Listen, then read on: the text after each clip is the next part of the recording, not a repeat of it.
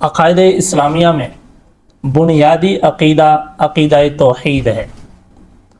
جب ایمان مضبوط ہوتا ہے تو انسان اوہام پرستی، بدشگونی اور بدفعلی میں نہیں پڑتا، بلکہ چاہے جیسے حالات آ جائیں وہ یہی کہتا ہے کل من عند اللہ، سب کچھ اللہ کی طرف سے ہے۔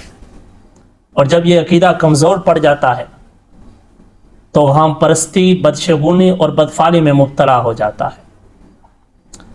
اور یہ سب چیزیں غلامی کی مختلف شکلیں ہیں۔ وہ اپنے قدموں میں آنے والی چیز سے ڈر جاتا ہے۔ کالی بلی راستہ کاٹ دے تو سمجھتا ہے کوئی نقصان ہوگا۔ ایسے بہت سارے توہمات ہیں جن میں لوگ مبتلا ہیں۔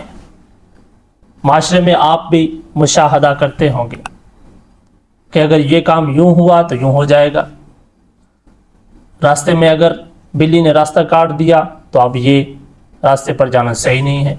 بہت ساری ایسی چیزیں معاشرے میں آپ دیکھتے ہوں۔ چند چیزیں آپ کے سامنے ذکر کرتا ہوں۔ بائیں آنکھ پھڑکنے سے مال کا ملنا، یہ بھی ایک بدشگونی ہے۔ ہتھیلی میں خارش ہو جائے تو مال آئے گا۔ رات کے وقت جھاڑو لگانے سے غریبی کا آنا۔ ہچکی آنے سے یہ سمجھنا کہ کوئی یاد کر رہا ہے۔ بہت موقع پر میں نے یہ بات سنی کہ جب ہچکی کسی کو آتی ہے تو کہتے ہیں کسی نے یاد کیا ہوگا۔ آپ نے بھی یہ بات سنی ہوگی۔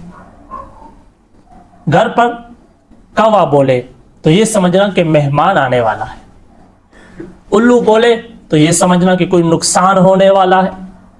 بچوں کو نظر بد سے بچانے کے لیے ہاتھ پاؤں کے اندر مختلف رنگوں کے دھاگے باندھنا۔ نظر سے حفاظت کے لیے بچے کے چہرے پر کالا نشان لگانا۔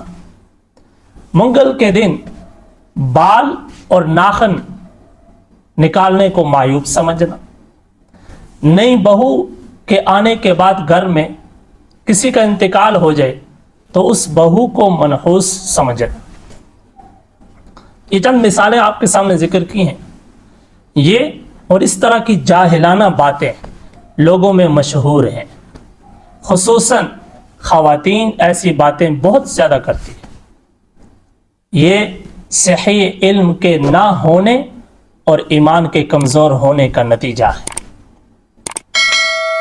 ضرورت اس بات کی ہے کہ ہم صحیح علم حاصل کریں اور اپنے ایمان کو مضبوط کریں، اور یہ عقیدہ اور نظریہ رکھیں کہ سب کچھ کرنے اور ڈرنے والی ذات صرف اور صرف ایک اللہ کی ذات ہے۔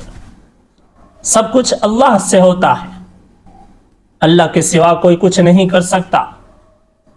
یہ ایمان کی مضبوطی اور ایمان کے قوی ہونے کی دلیل ہے۔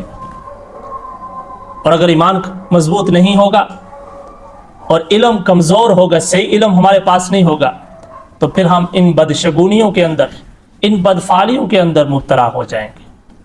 اللہ تعالی ہم سب کو ان چیزوں سے بچنے کی توفیق عطا فرمائے۔